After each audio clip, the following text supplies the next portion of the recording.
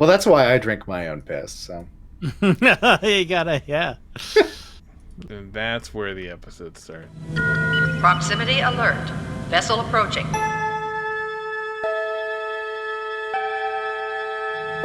The vessel is hailing.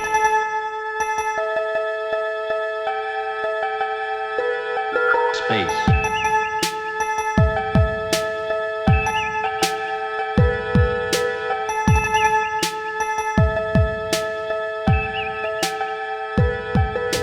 Warning. Warp core collapse in 10 seconds.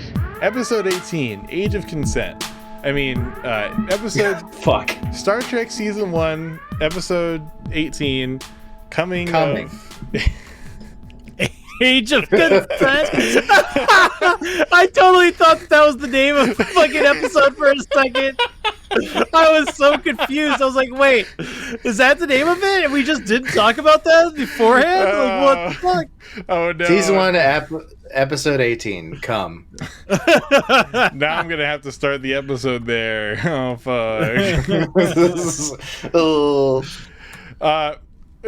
So we start out. First of all, hi. It's been a minute. Welcome back to Left Trek. Hi.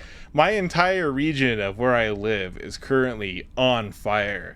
My girlfriend's entire family are having to go and put out the burning embers of their hometown just with their by wetting their hands and smacking them all over the flaming trees. It's not good over here in California. The only force that we have keeping back the ever engulfing and enlarging flames are an army of slaves that we've recruited to go fight the fires for us. That's not a euphemism. That is not a euphemism. That is not a euphemism. And you know what they equip those prison slave laborers with? Asbestos blankets? No, they just tell them to go out there and lick the embers down. Just spit and piss on these trees until it's not on fire anymore, slaves. Oh, what's that? Can you be a firefighter after this? No, because you're a felon. Felons aren't allowed to be firefighters.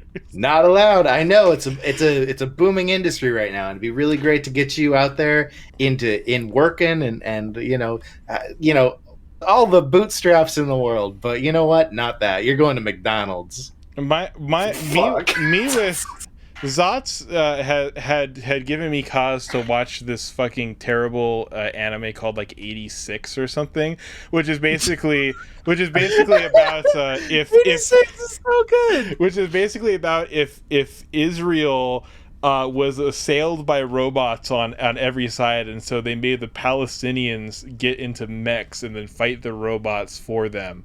But then the Palestinians were proud of their work. So California. Attack on Titan then. I wouldn't go. Wow. Okay. Anyways, this is a Star Trek podcast. California is even worse than the fictional society in the anime 86, because we don't give them anything. we just have this army of slaves, and we just throw them to get burnt to death because we can't fucking. Oh no, I guess it is exactly like that anime. Never mind. 86 is real. Look at that. Except instead of robots, it's fire, and instead of Palestinians, it's just prisoners. Just well, I mean, they do one hell of an open. They do say that the Gaza Strip is the largest open air prison. So yeah, you're just saying, yeah. Don't worry. Well, it'll be, and that's all the other reason why I can't wait to switch over to separate audio tracks. It'll be so easy to just massacre everything into a cohesive whole. I don't know if you guys listen back over to the episodes after I upload them, but they're a masterpiece. I make us sound so smart. It's great. That's hard to do. We are the most just eloquent motherfuckers that you've ever met in your whole life. Bits, they come and they land every time, then they're gone.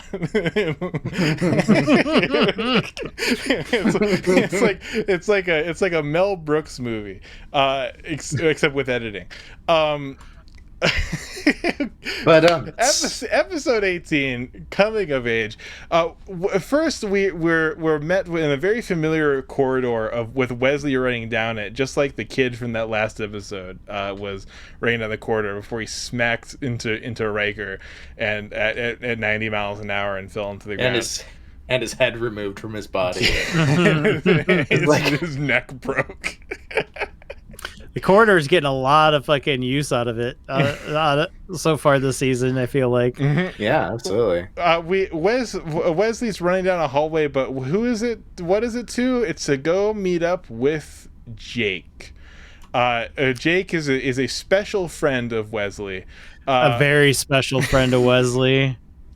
Wesley, it turns out Wesley is about to take the Starfleet entrance exam, and Jake is very sad because he didn't get into the Starfleet entrance exam. They share a light, tender, yet passionate kiss. And watch out, Gene Roddenberry. Wesley almost got interesting for a second. Oh no! Making Wesley more interesting after the fact. I'm sorry if I suddenly cough over I'll attempt to edit around it, but very simply, just the whole world is on fire around me currently, and the entire state of California is smoking a pack a day. And so I am, don't worry about it. I have the window wide open. It has to be for the way that my fucking stupid air conditioner that leaks into my floorboards and creates a gigantic indent in the fucking basement, which I only discovered like 3 days ago. No big deal, whatever. I put a hammer. I hammered into it to try to drain the water, and all the water was evaporated. So no, the ceiling of our downstairs is just permanently like that now. Great.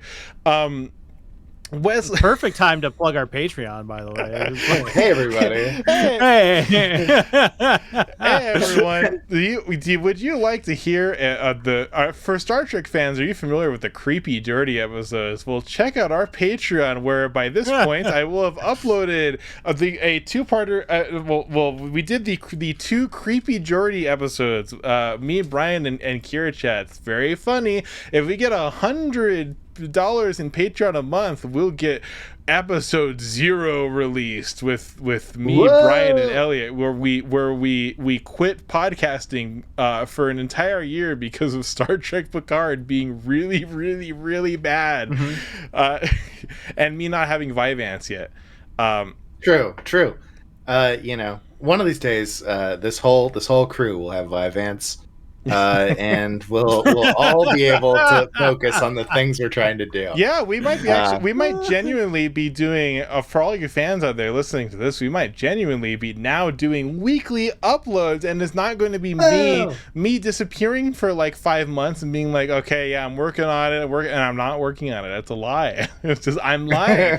I'm not doing it. I start it up and then I look at it and I don't do it. But with the power of Vyvanse, I can. It's amazing. Welcome to the ADHD podcast. Everybody here, focus on none. This podcast is brought to you by Vyvanse. Ask your psychiatrist about it. Wesley's running around. Wait, hold on. I need almost. Oh, sorry. Go. No, go ahead. Oh, I was just gonna say I need a clean plate so that I can edit that. Okay. I know it's okay. I don't actually need a clean plate. Okay. Wesley running on the deck. Yeah. Gaslights us into thinking, that he was gonna have like a Dawson's Creek moment with this like new with Jake. new boy with Jake. Different Jake. Different Jake. Not the one you're thinking of, listeners. Wait, who's the one that the listeners are thinking of? D69. Oh, Come Jake on. Sisko. Oh, he wasn't born yet. That's okay. Not born yet, yeah. There's an admiral who's a close friend of Picard. This is the B plot, or is it the A plot? I don't know. The episode's Hard to say. The episode's called Age of Consent, so it's probably about Wesley. I That's not what it's called. That's not it. I love that. Well, he says he's 16, and an older and a quote unquote older woman is interested in him. So I think it ties together pretty well. And we'll talk about it. But an admiral who's an old friend of Picard shows up, and they need to speak alone on official business. The Picard and the admiral share a tender yet passionate kiss, and he says that there may be something wrong with the ship, but it's inappropriate to discuss that with Picard. He brings another guy, not Jericho, Bear Coots. He's and he says, "I'm going to get to the bottom of what's wrong with this ship." It's phrased like there's something wrong with this ship. Like it's very weird the way they phrase it, because they say that there's something wrong with this ship. There's something wrong with this ship. There's something wrong with Picard. Like all throughout this episode. When, like, of course, like, no, there isn't spoilers, but whatever. Maybe, I kind of like to think that this was supposed to be like a recap episode. Oh no, we haven't gotten to the recap. There is this is kind of a recap episode, which is very interesting. But no, there is a dedicated recap episode that I don't even remember. I just know it exists, and there's a bunch of great stills of Riker making an O face from it. We'll don't worry, we will get to that episode. We report on it to you guys. Every time I'm like, oh, Star Trek should do this one thing. You're like, oh, they did that. Yeah. I don't think there's ever a time where I'm just like, oh, I'm just gonna pull something out of my ass as like a silly prediction, and like had it not been like. Oh no, that happened. That totally happened. What I remember off the top of my head is you talking about like an episode is going to open up and Data's doing his Type 5, and then we're just like, oh yeah, he did that. Remember when Data became a comedian? Here's the titular scene where they mention the age of consent. Wesley meets up with a girl of a slightly older age, and it's the first time he's ever seen a woman who is older than him, but also available at the same time. And he's immediately sexually intimidated. But she's heard of Wesley. Everyone's heard of Wesley because he's just so smart. He's just so smart. Oh, smart. The Benzite named Murdoch apparently developed the Murdoch strategy, which I'm gonna say it's like a pickup artist thing. He's a pickup artist. The Benzite, the pickup artist. Yeah, that's the Murdoch strategy. It's really gross. We don't want to get into it. The girl's like, Wesley, you're cute. How old are you again? Wesley's like, oh, I'm 16. She's like, well, I am older than you. Well, how much older? Who can say? What are the age of consent laws in the Federation? I'm not 100% sure. She says that. She says that to him. The captain shows up and says that all these kids, they're the top candidates for entrance into the academy, and from here on out. We're going to talk a lot about the requirements on getting into Starfleet Academy, and I just want everyone to know that this episode is not canon. This is all bullshit. It's not true. Yeah. You do not have to go through the shit that these people have to go through to get into Starfleet fucking Academy. So there's only 4 applicants, and only one of them can get through. To get into Starfleet Academy. So already there's like 25% cutoff. Like all these people deserve to be in. He even says that all these people deserve to be in, but no, they have to waste years of their fucking life just waiting to get into this thing that they're already going to do. It's fucking dumb. It gets retconned in even in this series and also later series. Mm-hmm. I don't know.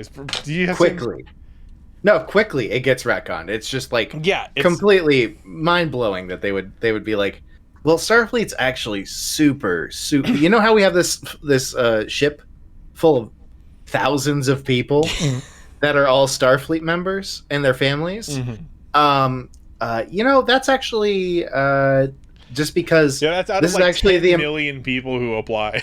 yeah, this is actually the Imperium of Man, and we just have a bajillion people, so much so that we don't care about human life anymore, and only a select few from the hordes, the throngs of people, are actually allowed in. No, I mean it's just Only completely the best of bonkers. the best of the best get into Starfleet to Yeah, join the honor guard. a percent of a percent of a percent. And it's It's like, just like, and it's no. like, yeah, because you're right. There's like 1 trillion people in the Federation. Here's another thing about Star Trek that's really annoying: how they fucking lowball the population estimates. Like they'll go to some planet and they'll be like, oh yeah, this planet is just entering the industrial era. There are 100,000 people here. Like, oh yeah, okay. Like there's estimated like 50 million casualties like just in the era of colonization of the indigenous population, like in the America. Like 50 million people were alive and then fucking died in these planets that are like at the midst of their industrial revolution. There's like a million people on it. It's like yeah, okay buddy, sure, fine. Yeah, sure. That makes any sense. I fucking hate it. It's a lasting problem that'll go on even into like Deep Space Nine. The only good like population estimate thing is when they talk about the Dominion War. Don't worry about it, Zots. And We'll get there in a couple years. Don't worry about it. They're like this war could have 900 billion casualties, and I'm like, there we fucking go. Yep. Finally, a number that makes sense. Come on. Realism achieved. Okay. So we go back to the A and a half plot. The captain is the creepy commander is looking at Data and Geordi. They're on the helm and on the ops, and he's just like writing shit down on the pad. And then Riker like takes off his uniform, throws it onto the ground, says that Picard, I should know everything that you know. And Picard's like, I agree, but I don't know shit. I don't know what these people are doing. Riker's like, he's gonna turn this ship inside out, and it's like, no, Riker, he was just writing stuff. He was just standing there writing stuff down on a pad. I think you guys are fine. Mm-hmm. No, Yeah. I'm with Riker. The dude's a fucking narc. You know, he knew exactly why he was there. Yeah, that commander though, you know what was really sus was how he was just smelling everyone's hair. Wait, what was his last name again? Brandon. it was Berkut's Brandon. So yeah, Commander Brandon is sniffing Data's hair and remarks upon that it has a surprisingly fresh scent. And Data says, "Yes, I can control the scent of my hair." So it's like humans can do. We cut back to they're taking the thing, and it's like they have like a question like, oh, if a vessel is traveling at warp 9 and it goes blah blah blah, how much blah blah blah, and they're talking, and I don't know if they're talking about that question or a previous question where they talk about how it was a trick question, and at first I was like, oh, it's bullshit. You have to do math, you have to do like advanced mathematics to even get into fucking Starfleet Academy, but no, apparently it's a trick question. You just have to know that like antimatter is equivalent to matter, which I guess is important because you deal with antimatter a lot in Starfleet, so you can. Yeah. So if that is what it is, like, okay, all right, I get it. They just want to make sure these children won't blow up the ship, which is a real concern because later we get a child trying to pilot a shuttle. He presses one button and immediately the ship is like That was Jake. It was Jake. That was Jake. It was Jake. Wesley's special Jake. friends. It was Jake forewarned that Wesley was going to go to a different college than him after they had promised to go to the same one. Yeah, he didn't get in. He didn't get in. He didn't get in. Yeah, yeah. Now he's gonna have to go to East Central High. Yeah. He's gonna have to go to a state college instead of an Ivy League And get some work on a freighter. Yeah. Just Whatever you do on a freighter. The 32-year-old woman that's thirsting after Wesley says that Jesus. Wesley, stuff, this shit comes so easy to you. You're so lucky. Wesley's like, it's not easy. I have to study all the fucking time. And she's pissed because she has ADHD and dyslexia, and she's like, Wesley, if you weren't so cute and virginal, I'd be really mad at you. You'd be really annoying. I like that part of the scene because it was just like she's just like gives a compliment and then it's just like, you're kind of annoying, and like Wesley doesn't like even acknowledge it, like he's just like he's just like ignores it completely. That's like, You'd be annoying if you weren't so cute. Like, yeah. What the fuck kind of it's gender.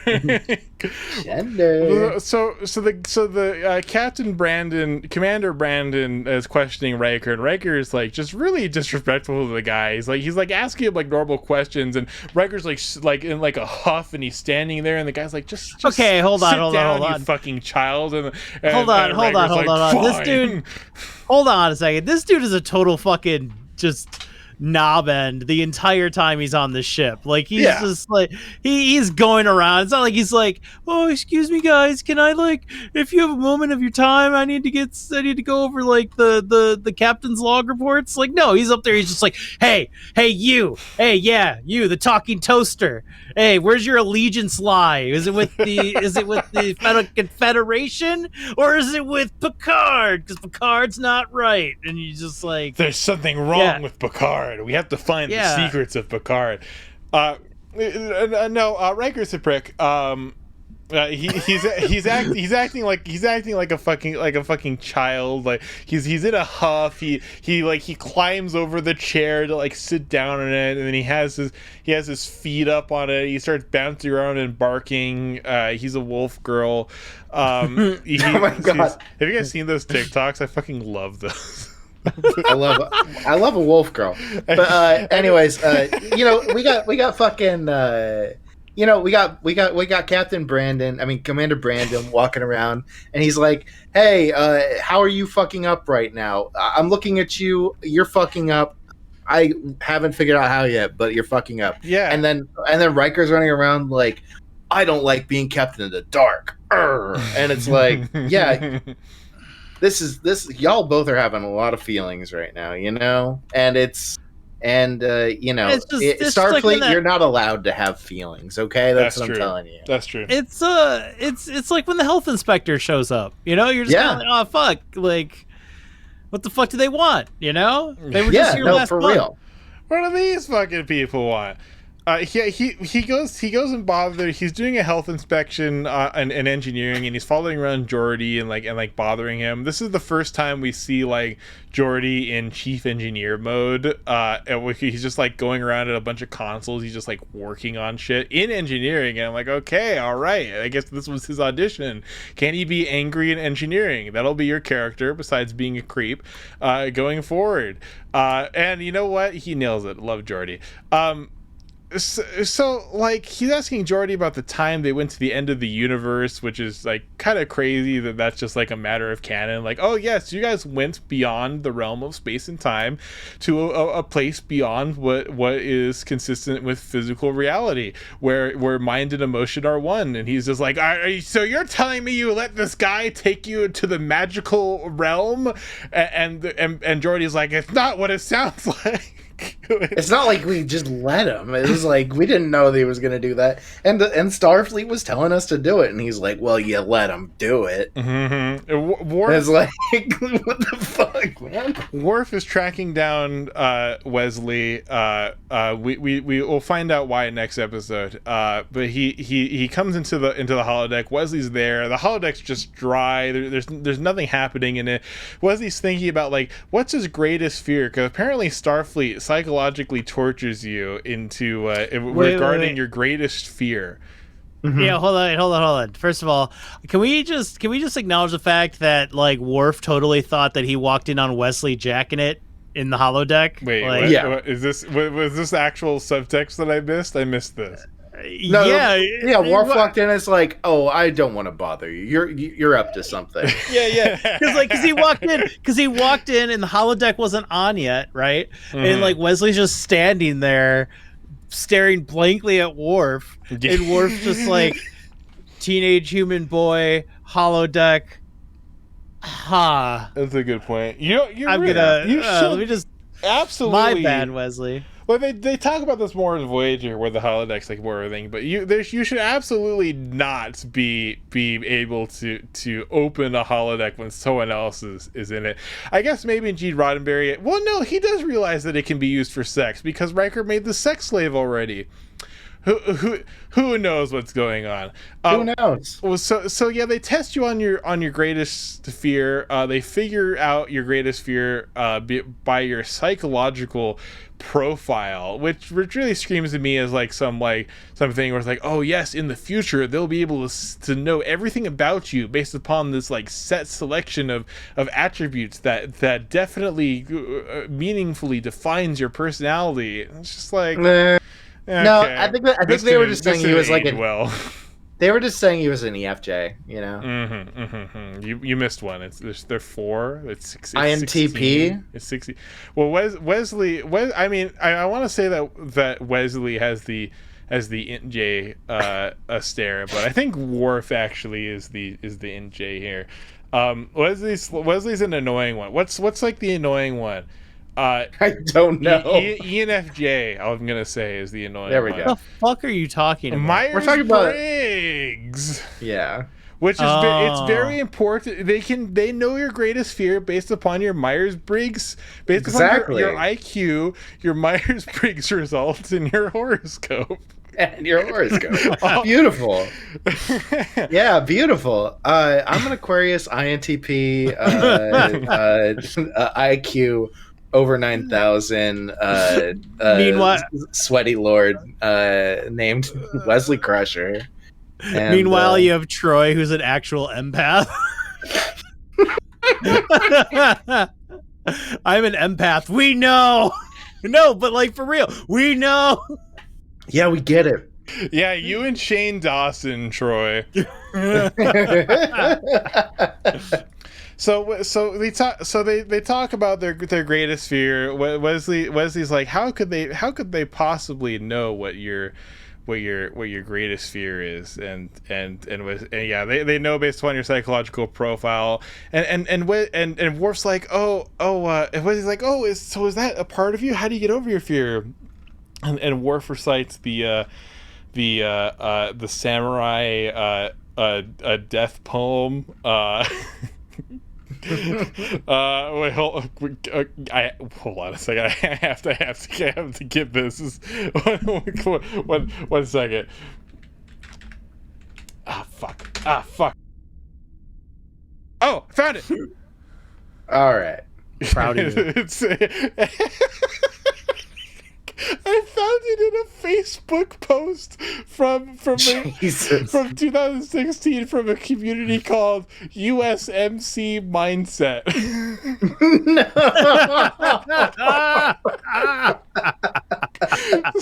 Hell yeah.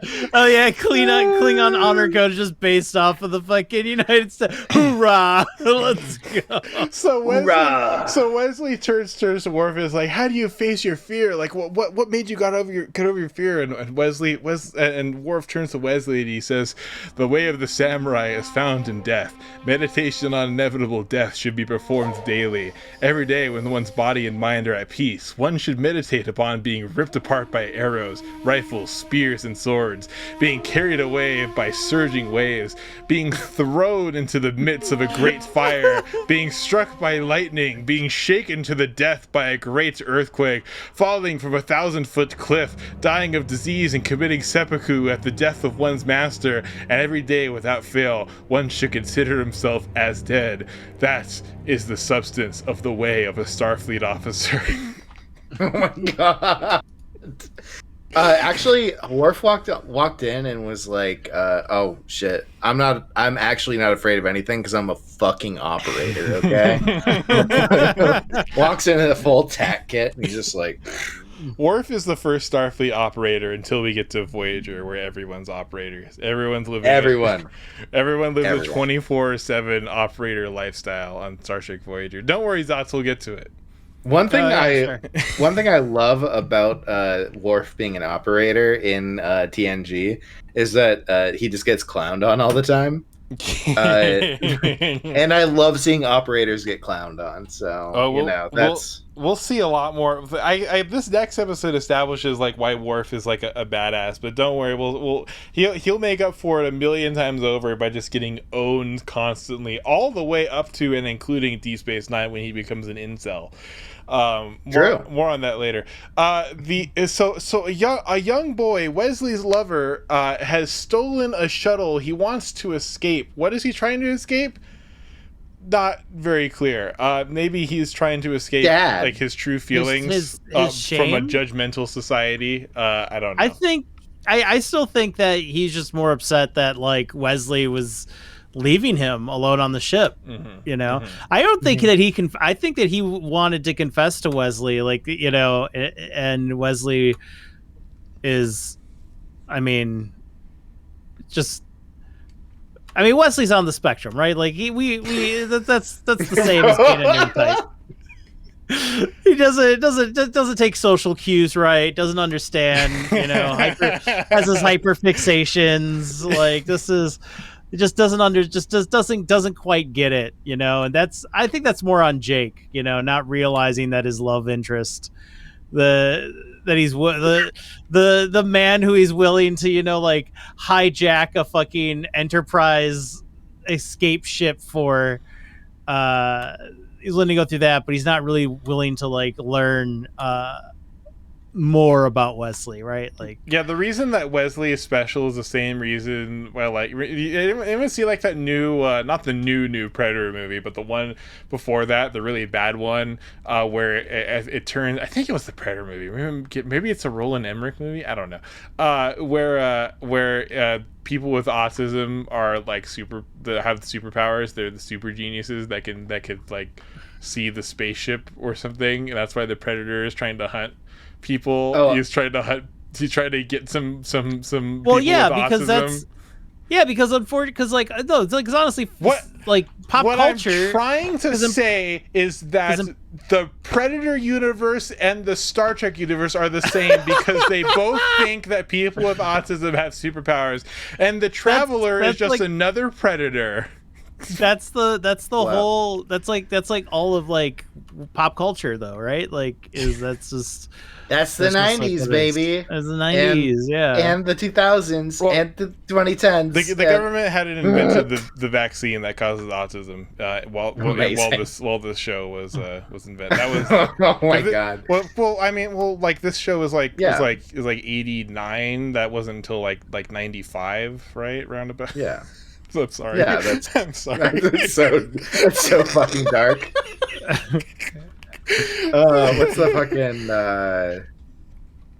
I just the Predator. No, this joke sucks. Never mind. Cut that shit. This whole section straight to Patreon. Straight into cybernetic oblivion. That's the great. Okay, so if you have a bit that you're not confident about, make sure you have about a second of silence before and a second of silence after. I'm just kidding. So it's very good that they have all these. It's very good that they make it show that these. You should have just said it. You should have just said it, and now it's too late. Too late. We've moved on. Yeah. We can't. There's no such thing as editing. No. So Wesley's lover, who's neurodivergent and a minor, poached. I've been poached. You fun. Don't worry, I'll cut that. No, So this kid has stolen. We're all canceled now. Yeah, we're all going to hell. This is the canceled episode of fucking Left Track. It was bound to happen eventually. Yep. Don't worry, all our I audience feel will be like down by this. I want to make a greater commentary about how, like, people with disabilities, can only be highlighted when, they can be painted as, like, 100% useful or whatever, or like, to like a super, like Wesley is like this the Wunder kid, right, that we always joke about. Mm-hmm. And like, it's never, one could say like, oh, like, like he's like he's coded like a certain way, but he is neurodivergent and a minor, literally. I mean, yeah. He's only 16. He's only 16. Not even. He's turning 16. Happy birthday! And there's a woman with big hair who smells fresh blood. Oh my god. Who's like probably a year older than him. A cougar is who's fucking a cougar whose prey is like confused gay teenagers. Oh god. I bet that's like a real thing. Okay, I have to cut that now. It's too dark. Dark. Dark. So this kid Jake, good Jake, he gives Wesley a goodbye kiss, and then he steals a shuttle. Immediately he's about to crash the shuttle and die. He's like, oh my fucking god, I'm about to die. I pressed one button, I destabilized my dilithium matrix, and now I'm gonna fucking die. It could be a metaphor for something. We haven't really figured that out yet. It seems like bullshit. Like, I mean, don't these things like fly themselves? Like, he presses one button, he's hurtling towards like a fucking planet.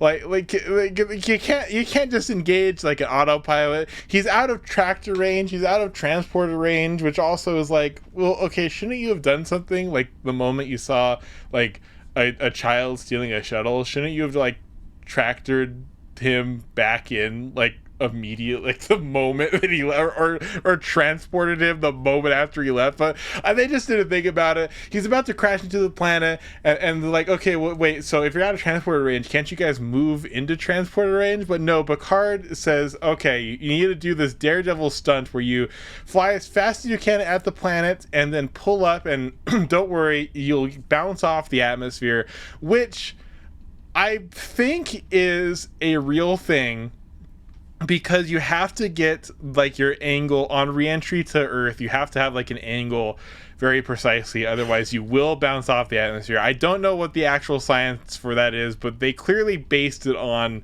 something. I don't know. We used to go to space back then, now we don't. Yeah, so that was like more skipping than stones. Yeah, like exactly. Skipping a stone, right? Like skipping a shuttle on the atmosphere. Yeah. An explosive stone with a child inside. So everyone's like, and Picard says that he should do this daredevil stunt to save himself, and it works, and everyone's like, yeah, they pump their fist. Even the inspector guy is impressed, and he's like, so how the fuck did this child steal a shuttle? And everyone's very annoyed, even though he's got a very good point. Children should not be able to steal shuttlecraft and then kill themselves immediately. Yeah, and Picard's like, I've been working on getting rid of the children since day one on my ship. This was planned. Yeah, Picard's pissed because like his whole thing was actually calculated, but oh god, there had to be oversight right at this moment.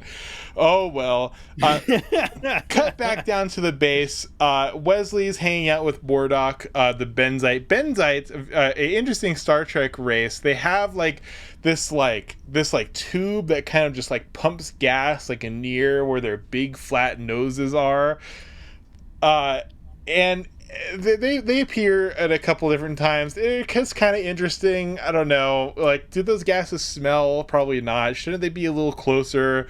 Whatever, who cares? But he's walking in a hallway set. The hallway set is absolutely hilarious because they don't have a hallway, they just have a painting of a hallway. Yep. It's very bad. It's like they have a Looney Tunes like fake tunnel of a hallway set.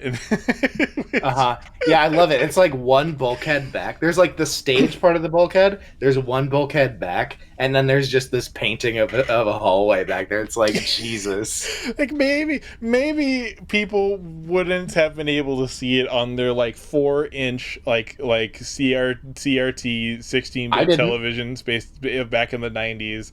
But even on Netflix, I don't know if Netflix has the Blu-ray like transfers, but it is the most fucking obvious thing in the entire world. It's hilarious. Whatever. Wesley bumps into this guy. Wesley sees that he has webs on his fingers and immediately starts yelling at him. But it turns out that grabs him by the cheeks, spits in his mouth. Yeah, kicks him in the balls. You like this, don't you? He brings out a knife, and the guy stabs him in the stomach. The guy's like, yeah, I do like that. Yeah, you're a cool guy. We're friends now. We're good friends. The captain's like, aha, that was a test. You saw that he had webbed fingers and deserved to be rejected from society. Well done. Ichthyosapien. Oh no. What are we watching? Waterworld? Amazing.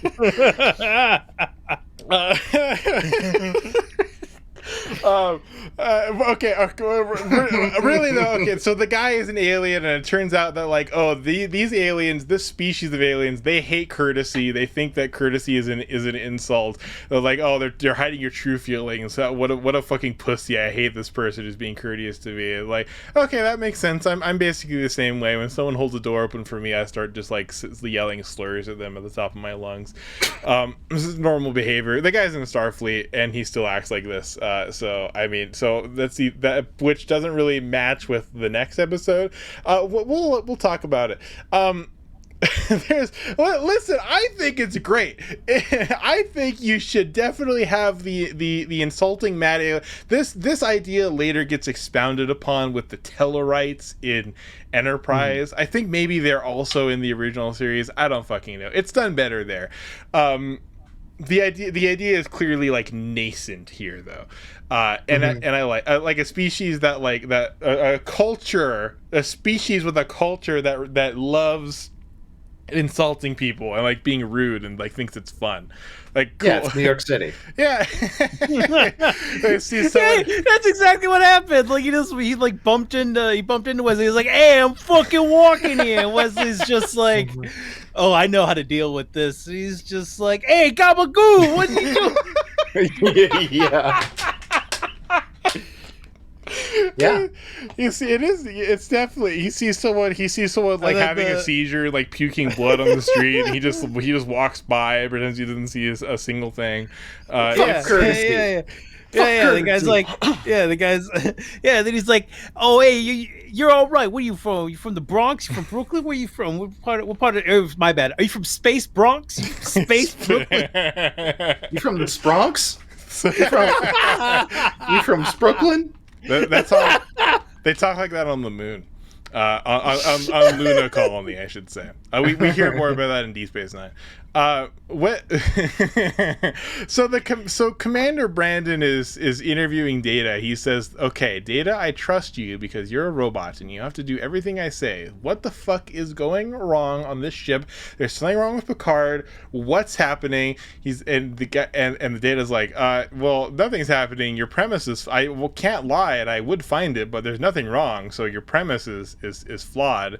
He defeats him in the realm of fact and logic, and then there's a very smooth. There's the first example of like smooth editing, where like there's a very like neat scene transition where suddenly he's interviewing Worf. He asks about some things. Suddenly he's interviewing Crusher, and it's like it looks like it's one take, but like the subject is being swapped out. I really like it. It was pretty neat. He asks Crusher what it's like serving on a ship with a man who killed her husband. A legitimate question as far as I'm concerned. We do. I think I was wrong in a previous episode. We do 100% get confirmation that yes, Jack Crusher, Wesley's father, Dr. Crusher's late husband, was murdered by Picard in cold blood, but it was okay because he was too scared to leave a room or something. More on that later. But now he's interviewing Picard.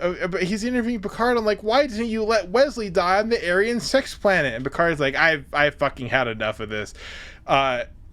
It sounds like Picard should agree that he fucked up there, but whatever. He goes and he asks the Admiral, what the fuck is going on with this investigation? What do you guys want here? Picard's is like this has put a strain on our friendship, and the guy's like, I'm sorry, this has put a strain on our friendship. I think that was supposed to be in like the notes, like that was like a margin like script thing, but I guess they read it out loud and kept it in the film. So the Starfleet cadets are playing the classic ball square game. Wesley doesn't see the game, he just sees code, but oh my god, the dumb guy who breathes in the air from his little dummy dum tube, he doesn't get it. He's gonna fuck up, and Wesley takes time off of his own ball game to help the guy do his ball game, and then the guy does it, and it's the second fastest ball game anyone's ever balled, and Wesley doesn't get it nearly as fast because he helped the other guy. And the captain comes in and is like, Wesley, your altruism has failed you. You will now not get into Starfleet Academy.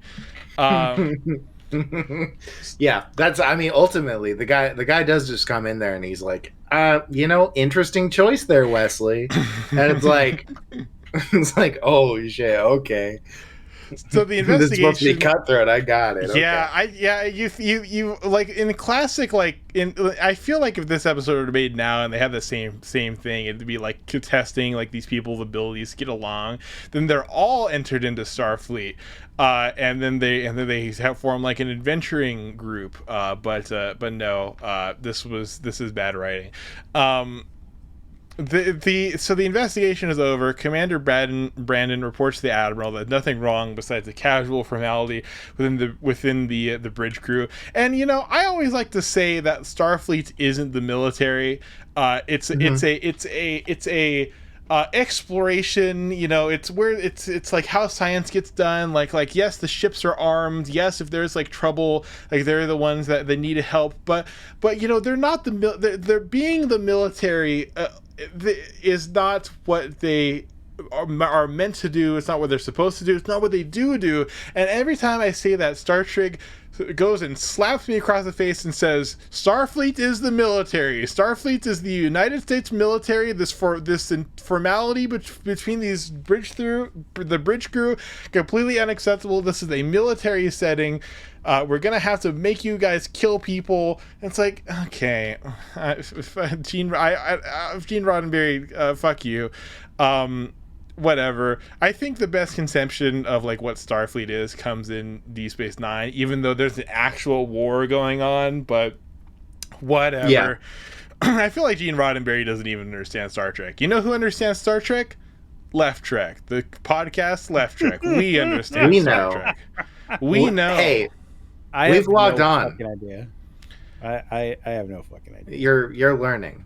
It's not, well, this is when we get after the end of each season, we'll stop in with Zots and we'll ask Zots, what is the Federation? What is Starfleet? And Zots, what would you say to that right now?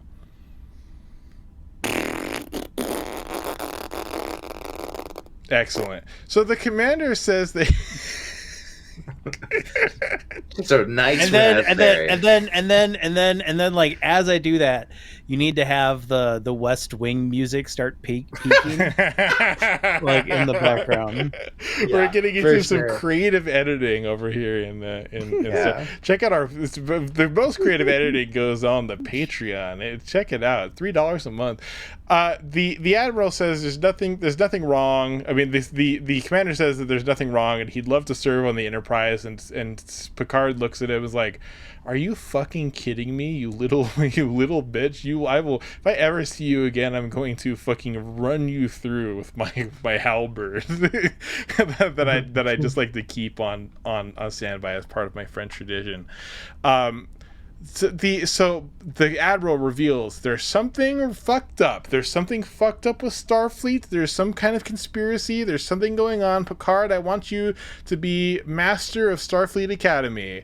I want you to be the man in charge of Starfleet Academy. I'm promoting you to admiral. Picard says that, like, this is politics. I don't like politics. The other guy says that you get a job anyway. Go be master of Starfleet Academy. Go shape the future of Starfleet.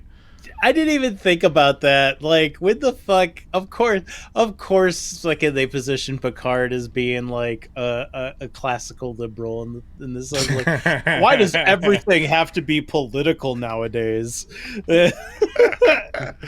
Picard says that he doesn't do politics; he does facts. We cut back to the planet where they're taking the entrance exam, where only one person can go to Starfleet Academy. Keep in mind, there's well over 1 trillion people in the Federation, but on this planet, on this base, only one gets to go to one of 4 gets to go to Starfleet Academy. Yeah, one of 4 people from I would assume multiple places. Wesley does not live on this colony. So, they had to go there to get to the opportunity to send 1 out of 4 per year, by the way. That when they fail, they say they have to apply again next fucking year. Just like, what on earth? My only like wonder, and it's not explained at all, so I don't like, we can't say it's in lore or anything, is like, is this for early admission into Starfleet or something like that, for like people who are not of age to enter? Yeah, that's and what I don't think that's true. That is what I thought. Like that's how I remembered it. But like, yeah, no, this is the entrance exam. Only one person. They only get to send one person on this base per year. And it's 1 of 4 people. Great, cool. Yeah. So okay. Murdoch, the mouth breathing alien, comes out of the child torture chamber, and he's shaking. His hands are shaking. Wesley's dreading it, but he's called into the room. He's in a blank, featureless room with a single chair, with the seat. It's cut out. There's a bunch of ropes in it. And so Wesley's like, what do I do in here? Oh god, there's a small patch of diagonal carpet. It's very freaky. He's having a panic attack. He reaches to take his emergency Valium, but suddenly there's an explosion in the background. He hears something from outside. He goes to check what's going on, and then there's another explosion. He goes, oh my god, all the windows are fake. They're just paintings of windows. Oh god, the hallways. I'm on a TV set. Okay, Wesley realizes that he's on television. He has an existential crisis. All the hallways are just drawings of hallways. But oh god, there's someone burning and dying inside of the room. Wesley opens it up, and it's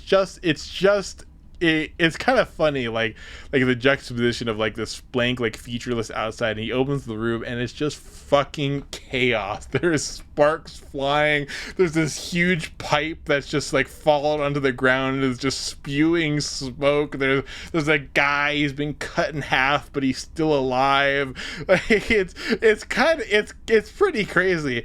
Wesley is like one of the guys on the ground. Who's cut in half. He says, Wesley, you've got to drag me out. You've got to drag me out through this liquid nitrogen. Apparently, like the fog machine that's blasting through the pipe is liquid nitrogen, which is why everyone gets really frosty when they touch it. Wesley gets really frosty when he touches the liquid nitrogen. But there's a guy in the corner. He seems to be perfectly fine, but he's too scared. He's like, there's no time. And the guy is cut in half. He's like, there's gonna be an explosion. You have to fucking save me. You have to drag me out of here. If you don't get me out of here in time, then oh my god, there's gonna be an explosion, and they're gonna seal off the door to protect the rest of the base. It's gonna explode. Wesley, I'm dying. Help. And the guy standing in the corner is like, I can't walk through that. I can't walk through the liquid nitrogen, as Wesley is like very slowly like dragging this like half ripped apart corpse who's still alive through the liquid nitrogen. The guy's like, I can't go through that. Well, he doesn't have time to think of it though. The doors are closing. He's pulling out the guy just barely in time, and oh my god, it was a test. The guy wasn't ripped in half at all. That was a lie. He puts his legs back on. And he gets up. They're all frosty from the liquid nitrogen, and they all get frosted tips.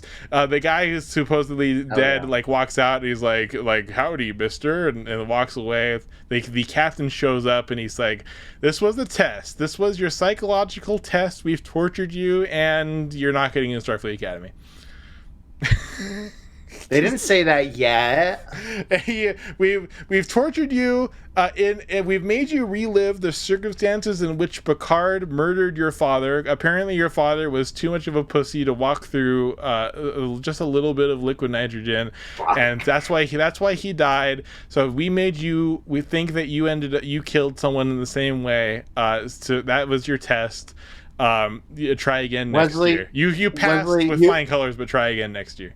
Wesley, we want you to know that if you were in Picard's position, you would have killed your father. Okay, so that's what this was here to describe. Okay, fuck off. It makes us so yeah. So none of this was for anything. I think this is like. Is this the Kobayashi Maru? They don't say that. I feel like if it was, they would have said it. That's like something else. We see the Kobayashi Maru in at least in another universe, right? Or in another timeline, and it's a lot different than that. So it's something else. I don't. What do you mean different timeline? Like it's in the reboot. That doesn't count. You kidding me? Are you joking? That doesn't count. That's not real. That was written by J.J. Abrams. That's not real. Shut the fuck up. So, if it's called the Kobayashi Maru, it's gonna be like they're not gonna just like completely recreate create an entirely new thing and then just call it the same thing, even if it's something completely different. It's the Kobayashi Maru is like a bridge situation. God, not fucking Zotz has no idea what we're talking about. Yeah, Zotz is 100% unaware, and that's okay. I'm just chilling. Listen, I got the aux cord in the back seat of this car. It's not the Kobayashi Maru. It's the child torture section of the entrance exam. It's different. It's different. So Picard says that he doesn't want to take the job. The Admiral's like, I've been playing politics too long. I've been seeing conspiracy everywhere, which is very funny knowing what happens to these characters next. Which is weird. This is weird. Don't want to spoil it for Zotz, but this is a rare episode, especially a rare episode of TNG where they're setting up like an ongoing story. Yeah. This is the prequel to another episode in season 1. We'll get to it. I don't know where exactly it is, but we will get to it. It's coming. It's coming. So very funny.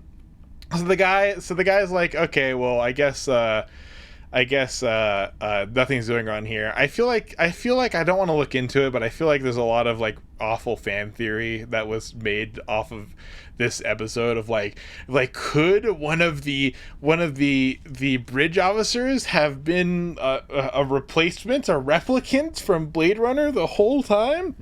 Oh my I'm sure God. There's a bunch, yeah. Whatever. A shitty episode. They're like, haha, Jar Jar Emperor, haha.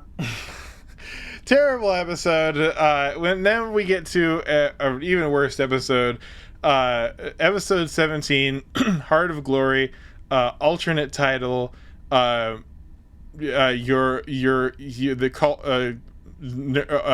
Nature over nurture is what this Whoa, yeah, no, 100%. That is the message there, isn't it? Episode 19, Heart of Glory. So episode opens up. There's a battle. The ship smells Romulan weapons. They're like, okay, we have to investigate this immediately. Warp 7, which is like, think they're kind of slow if there's like an active like fight going on. But it's like Romulans. Now there's a name we haven't heard in a long time, but it's not the Romulans. The Romulans at no point were involved at all. I don't really get why they even said that they were Romulans. Well, I actually I got that one. I know why they did that. The missiles that they fired off the ship were not a Klingon type of missile. They were an old Romulan design. Oh, I don't know if did it was they actually supposed to be Romulan design. because they said that they're Merculite rockets, which I don't know if that's like a real thing or not. They must just have like a signature that gave off like Romulan vibes, you know? That's a reasonable explanation. It makes more sense than the alternate explanation, which is nothing. So I'll take that. Yeah, you know, hey, I'm gonna try and create like the interstitial tissue that makes this make sense. Yeah, where the writers didn't. You did that on the preview episode. Where we're talking about like how they introduced poverty into Star Trek, and Brian was like, "Well, it's interesting to see this utopian society break down." And we moved on before I could say, "No, it's not. No, it's just grit. It's grit for no fucking reason. It doesn't mean anything." It doesn't actually mean anything, Brian. Stop trying to make it mean something. It doesn't mean anything, and also it would be shitty. Even if they did do something with it, it would suck. Because like, what other fucking show? And granted, these episodes not a great example of this, but what other thing? Yeah. Is there out there that is like, oh, this is like what society could be. This is what we all could and should be in this fully automated luxury gay space communist future. And then the Alex Kurtzman and team rolls it and says, no, Picard is a privileged guy. He has his heirloom furniture, and the poor people have to live in their fucking trailers out in Vasquez Rocks. It's actually really fucked up if you think about it. And then there's this article which I think we're gonna cover in a premium episode at some point, where this guy where they're like critiquing the economy of the Federation. It's like, well, we can, and I'm like, what is this fucking guy gonna say about critiquing the economy of the Federation? And sure enough, he's like, we see in Star Trek Picard that there's poor people. It's like, no, we don't. It's not real. That's not Star Trek. It's Picard. It's different. It's bullshit. That's a Federation with poor people is a literal contradiction in terms. Like, all those things are like, oh, we've eradicated sickness, we've eradicated poverty. Well, nope. We haven't eradicated poverty. We make people live in hovels. Like that's what it was described as, a hovel. This woman is embarrassed by the state in which she has to live because of Picard. It's like there's class divides in fucking Star Trek based upon the hereditary, based upon your hereditary lineage of like what your fucking ancestors like left to you in their will, and that's why Picard is able to have a vineyard and this woman has to live in a trailer. Like, no, that's fucked up. That's not Star Trek. Oh god. Wow, that show really hurt you, didn't it? It was bad, Zots. I don't know if you know how bad. I don't.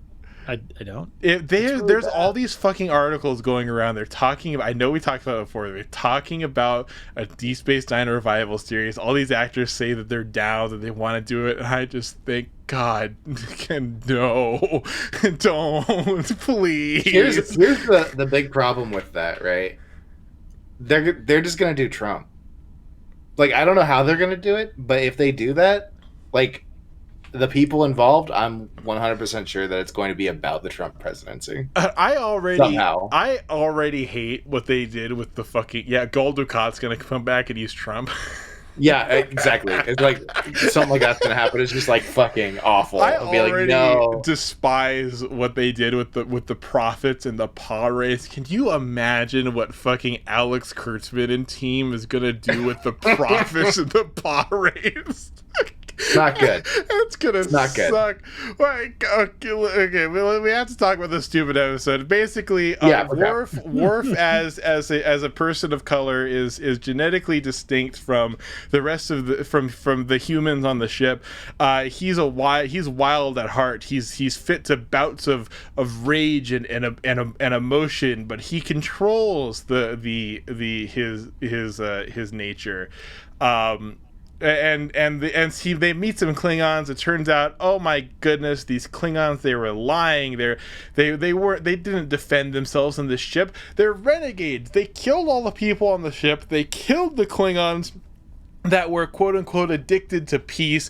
Worf knows about this. He does try to like fucking hide it. He later on asks for like leniency for these people that are going to be executed because they've murdered like dozens, potentially hundreds of other people, including Klingons. Well, I mean, of course, you know, if you murder another Klingon, then that's fine because like the Klingon wanted to be murdered. It was cool. It was cool for them to. If it was cool for that to happen to them.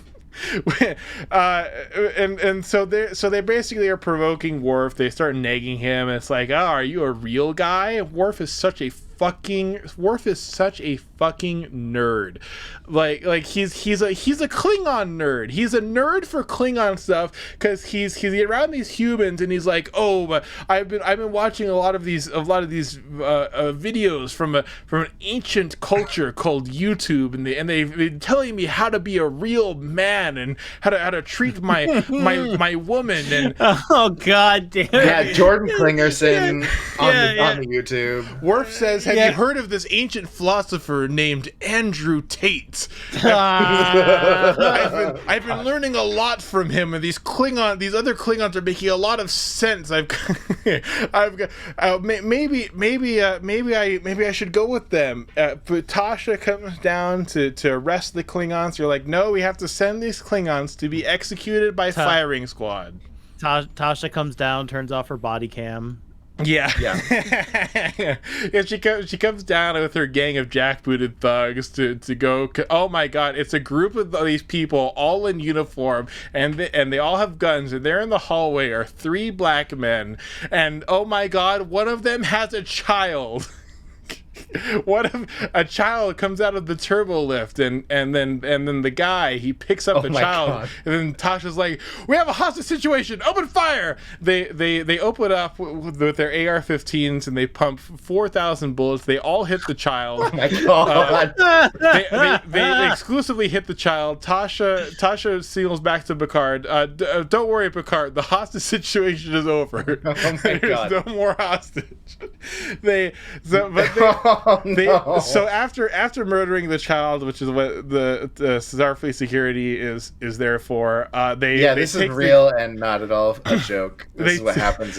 That's the new Left Track bit. It's just lying about. Just lie about the show. All right. So what actually? Hey, everybody. You don't believe us? Go fucking watch it yourself. Yeah. You're not gonna. You think you're gonna go watch season 1 to go check and make sure we're not lying? Yeah, good fucking luck with that. Hope you like Code of Honor, folks. Get through that one, huh? Oh dear God. Suffer.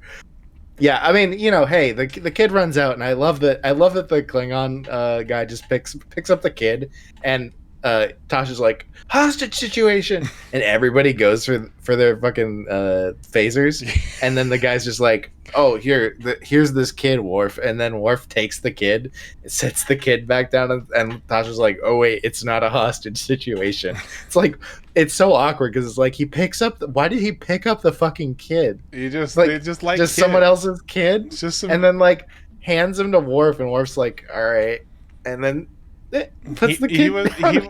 It's like a really awkward scene. He was evaluating the child to see if that she would become a warrior or not. It's just something that Klingons do. Klingons just love doing that. They just love picking up children. They love picking up kids. And then setting them back down. And he puts the kid back down. They go into custody. They don't have a brig set yet, which has been funny a couple times thus far. It's just like quarters that they just like they just glued a bunch of like a bunch of like plates to one wall, and they have like just a bench and this red force field.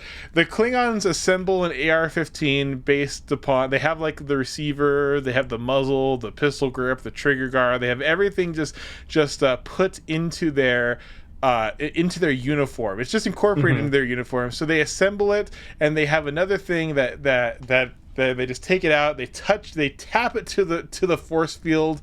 The guy is there with his disruptor. It's a disruptor. It's not an AR-15. See, that's a joke, folks. They bring out their disruptor 15. They aim it at the door. The guy hears the sound of the force field getting taken down, and he's like, well, the prisoner escape, and he rushes in just straight first and gets fucking shot immediately. I don't know what this guy's game plan was, but maybe yeah, he like goes full body into this corridor, like just shoulder to shoulder. Like if they hadn't hit a wall, they would have hit him. Yeah, and he's just like no use of cover, no tactics, just fucking jump out and be like, haha, and then just get shot in the fucking chest. Terrible Tarkov player, this guy. The worst. So yeah, he runs in and oh my god, I literally just realized that I was actually reciting the episode off memory and not looking at my notes at all. That's funny. The miracle of Vyvanse. Amazing. So the Klingons are loose. The guy on the other ship is like, oh, here you have some Klingon warriors. You're gonna need some Klingons to deal with Klingons. We're going to do some the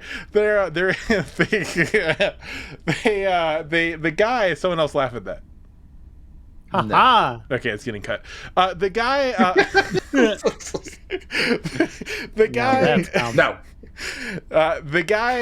The guy's like, okay, well, good luck dealing with the Klingon, and the Klingon, he walks through, he has his gun, he goes over to the warp core. The other Klingon gets shot. He has to get shot with a phaser 3 times to go down because he's just so strong. Klingons are just so strong, and genetically they're so big. I heard they have an extra muscle in their foot that makes them superior athletes. That's why. Oh my Jesus Christ! Are they supposed to have like 2 hearts? Isn't that actually something in lore? Yes, that is actually true. They do have like redundant organs. Apparently, they have 2 hearts. They have 2 of like a bunch of they have like a bunch of redundant organs. That's talked about when Worf gets owned at one point, and they have to like replace his fucking spine. That's right. I forgot about that. Worf, he goes in. The guy's pointing a gun at the warp core at a certain spot in the warp core where oh my goodness, if he shoots that, the whole ship will blow up, or at least it's implied that the whole ship is going to blow up, which seems like a flaw to me. Seems bad. Seems like not the best design. Seems like there should be some other things that protect someone shooting anything at this one place and the whole ship explodes. But whatever, that's the situation. The guy's like, I have to speak to one of my own countrymen. I will only speak to Worf, not you, Picard. Worf goes down and deals with the guy. He's like, I am a Klingon. You're a Klingon too. Come with me. Let's go to the battle bridge. Separate the saucer section, and then bring fear to the quadrant. And Worf's like, no, that's dumb. I'm not. He guy's like, oh, you're not a fucking Klingon. And Worf's like, I guess I'm not a Klingon. And then he and then he gets the quick draw on him. Worf gets the quick draw on the guy. He shoots him. There's a stunt that clearly put a stunt actor in unnecessary risk, where they fall through the floor onto the ground. The guy dies, and Worf. Oh, we didn't cover the Klingon scream. They do a Klingon scream whenever it's the Klingon death ritual. Fucking wild. If a warrior dies in front of you and they're a Klingon, you have to hold their eyes open with your hands and then yell up to the heavens, yell up to Stovacor that a warrior is coming to join them. That's the ritual. And they do that to a third guy who's like a child. He's like a Klingon child. He's like throwing up blood, and then he dies, and then they do the thing, and then Worf does the thing for him. It goes full circle. They say that, oh, okay, well, now all these Klingons are dead. They're just empty shells. Just go ahead and vaporize them, throw them into space, recycle their corpse, like turn them into food. You do whatever you do with dead bodies on a spaceship, and then the guy, the captain on the ship, on the Klingon ship that came to arrest the guy, is like, Worf, you wanna come over? You wanna serve on our ship after your tour of duty is ended? Which is like, oh wow, okay, yeah, Starfleet's definitely not the military. Don't worry, it's this tour of duty that you can't leave. Whatever, whatever. Worf's like, oh yeah, sure, yeah, I'll do that, cool, and then everyone's looking at Worf like, oh my god, Worf, he really was a monster the whole time. Something I didn't mention, Picard and Riker are like talking back and forth to one another, like questioning Worf's loyalty. He's like shocked that Worf is still with him and how hard it must be him to have his like genetic allies be against him politically. Like, it's like, this motherfucker has hardly seen another Klingon his entire life. He was adopted by humans, which we learned in this episode. Like, why is he into all this Klingon shit? It's genetic. Star Trek has a huge problem. All of Star Trek, including Deep Space Nine, has a huge problem with conflating like culture and species. Anytime there's ever someone of a certain culture, of a certain species, the dominant culture of that species is just what they're like genetically prone towards moving towards. It's fucked up. I hate it. It's especially bad with the Klingons. It's especially bad with the racial coding of the Klingons. I hate it. I hate this fucking episode. Worf ends up going like, oh, don't worry, I was just kidding. I'm not gonna serve on a Klingon ship. I belong here. And everyone's like, I'm afraid of you. Everyone's like, oh my goodness, Worf, you're so dangerous. You're a dangerous Klingon. You're genetically prone to violence. But okay. I guess you're cool. I guess you're cool. I guess we don't have to worry about you going forward. Great. Okay, glad to hear it. And then the episode ends. Yeah, that was episode 20 or 19. Nature over nurture. So what's Heart of Nature is what it's called. Heart of Nature. Heart of Glory. Okay, my bad. What's let's hear some thoughts. Let's hear some Zot's thoughts. Oh yeah. Zot's, give me your Zot's thoughts. I think if the episodes are getting like that. I'm so sorry, Eric. No, that's funny. I'm just gonna yeet my phone. All right. I think that the episodes are getting like, I don't want to say better, but the coherent, like there's actually like that. Yeah, for how these are actually like sensible narratives, which I think is. Which was definitely something that they struggled with earlier on. But like, it's as bad as these episodes are, as much as I hate them, they are relatively simple stories. Yeah, like there's actually like a follow through, like especially like this episode in particular, like you knew what the fuck was going on. There wasn't like a bunch of jumping around. There wasn't, like all there wasn't even like a B plot either. It was like it was like this is just happening. Yeah, and we're gonna get some background on Worf. We're gonna just like all this shit's happening, right? Like I don't know. I thought it was actually decent. I didn't. It was a show. Like this episode was like, oh, all right, things happen. Okay, yeah.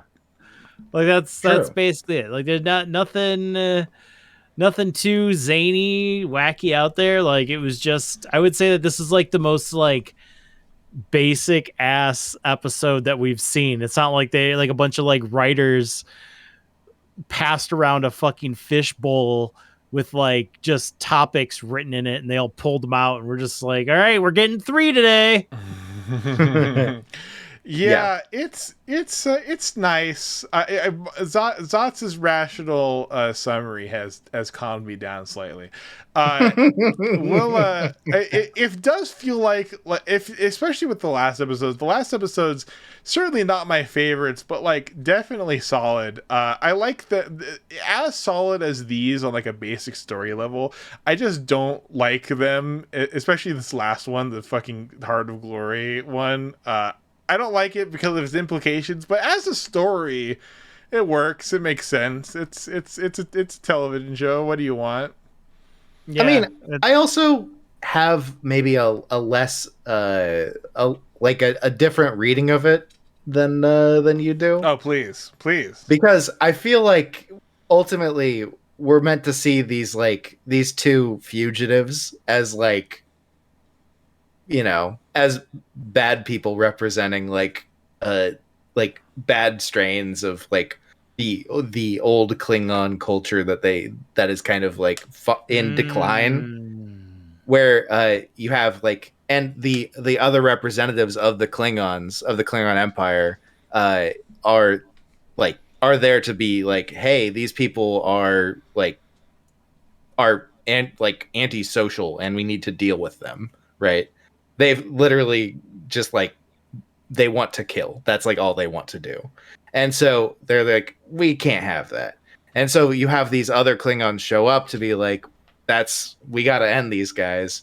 And like that Worf is kind of torn between that is weird. Mm-hmm. Yes, absolutely. That part's weird as fuck, where he's like, I don't know, these guys kind of made some compelling points. And it's like, no, they really didn't. Yeah, and the only reason he finds it compelling is because of his genetics. Like that's it. I think you're right. I definitely think you're right. If they just had like a B plot instead of like the plot about like the temptation of Worf to go like murder, like I definitely think that would have been stronger. And I think that you're ultimately right. And then like the like eugenics-y stuff is just like a product of the writers being libs and therefore fans of eugenics.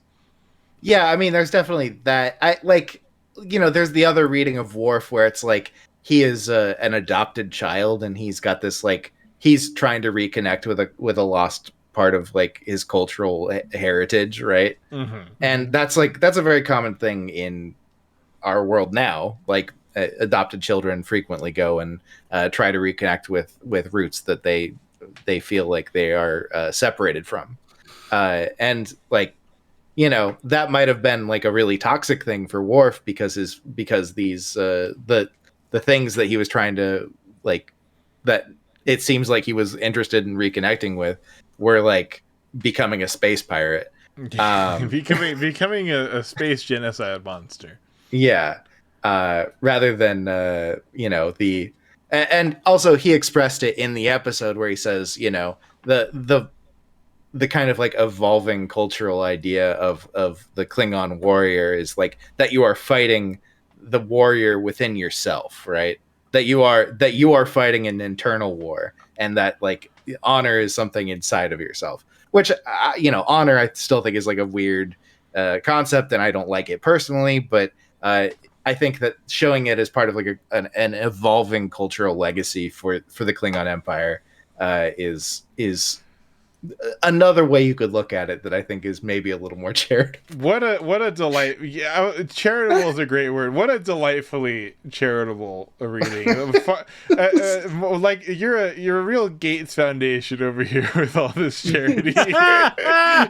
Amazing. But I appreciate it. I think in many ways that you are definitely correct as to the intentions of the writers here, and I think that's ultimately what we're here to explore. First of all, I don't believe in auteur theory. Second of all, I don't believe in death of the author. I go a third way. Oh, you're into a third one? Yes, I'm in a third way regarding this, which is which is mostly we're here to analyze what not just like what Star Trek could be, but what Star Trek is. And to understand that, we have to understand why these people, these fucking writers, why did they do this? Why did they do this? Why did these writers do this? What does that mean? What does that mean that these writers do that? What implications does that have for the show, for the writing of it, and for the world as envisioned by the people producing the media? Now, of course, that does not mean that you have to be constrained to a person's conception, but to really understand the art here, we have to understand these fucking libs doing their stupid bullshit, and how and what exactly they intended by these things, right? Yeah, and also it's important to remember there was probably I'm not 100% sure because I haven't looked at the list of actors, but at least one of those Klingons was probably a white person in blackface. Oh, so God. you got to remember that there's still that part of things. There's a lot of weird racism that goes on in Star Trek. So just Okay, hold on, checking. Let's see. We've got Vaughn Armstrong, Commander Chorus. Charles Hyman, no picture of him. David Froman. There's two people in that. Let's see.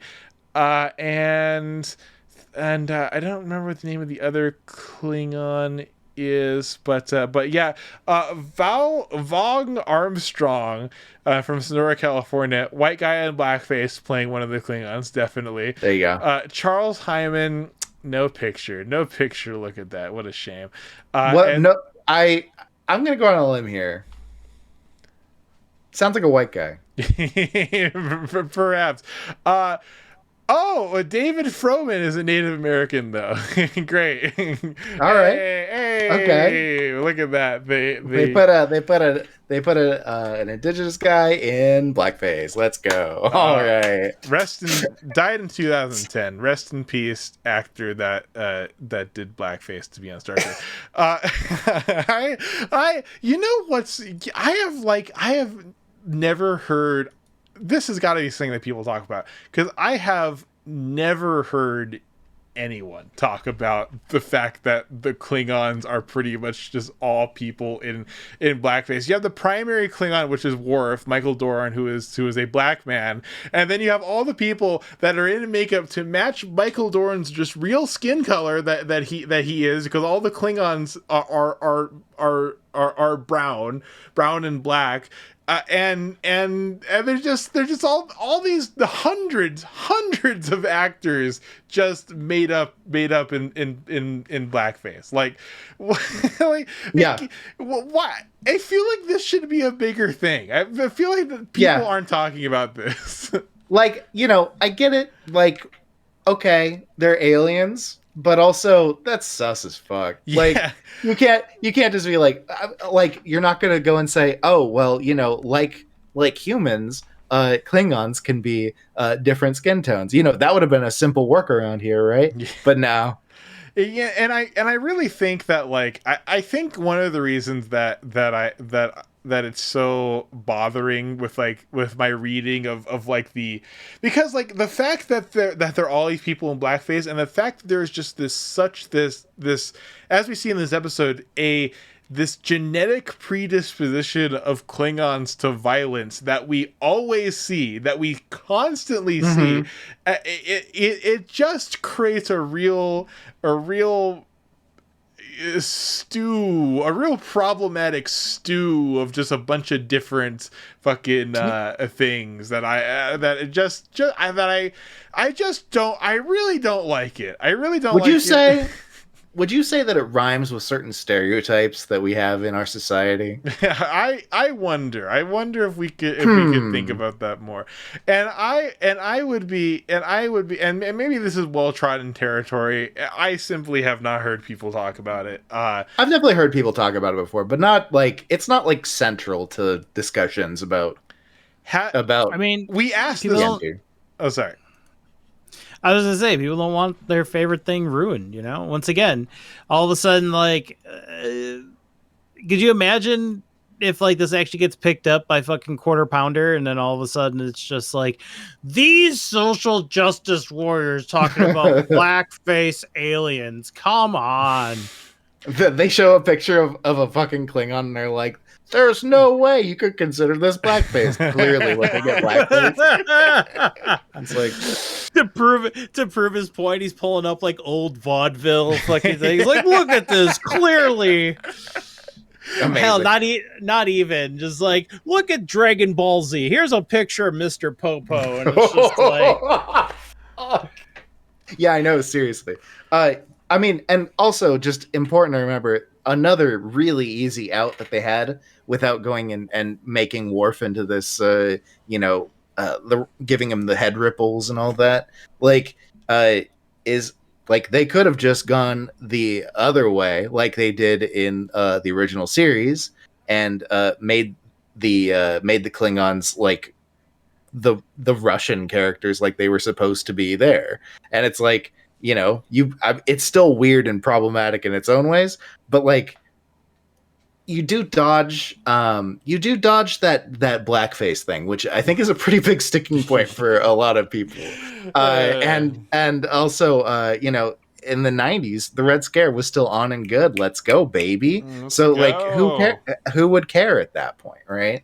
I mean, it's just like, that was a fucking choice. They made a really weird choice there. That's all I'm saying. Yeah, which is also like, and there's also like there's so many more things with like the characterization of aliens, like how in Voyager, for like all the like antagonist aliens, there's never like a single woman.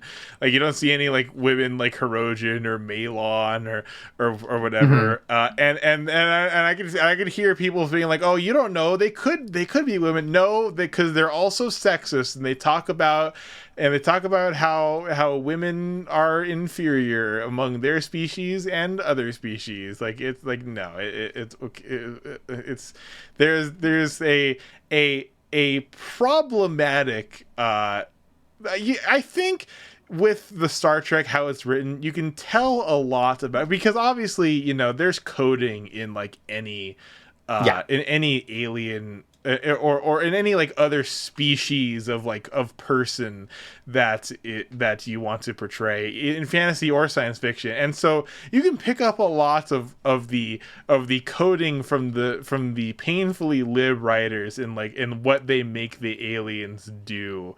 What they make the aliens as, like, and what the aliens do, like what they are culturally, like, what they are what they are programmed to do genetically, like, these Ferengis, they genetically, they love finance, they love finance, they're deal makers, and people talk about how they defied that with other characters, but nope, even Nog, who said he was bad at making deals, nope, turns out he's actually great at making deals. He's the deal master of Starfleet. He said it's in the lobes after all. Okay, listen, we can't talk about Deep Space Nine anymore. Can't do it. Also, there's I'm two just black saying, Bajorans like in the entire series. I'm cut that. I'm just saying, I'm really looking forward to Deep Space Nine.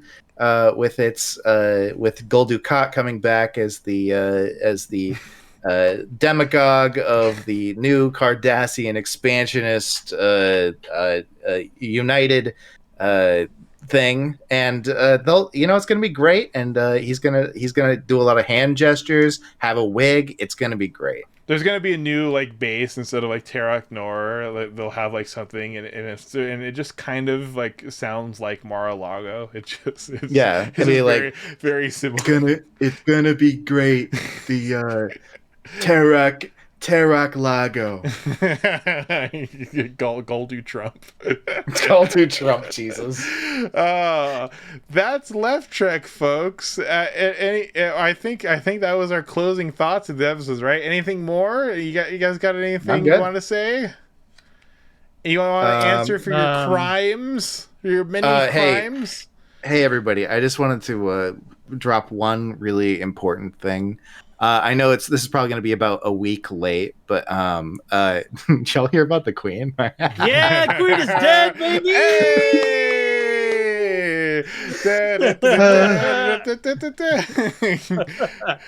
I wonder if the monarchy is alive and well in the Star Trek future. I'm going to hazard a guess that they were exterminated during the eugenics wars.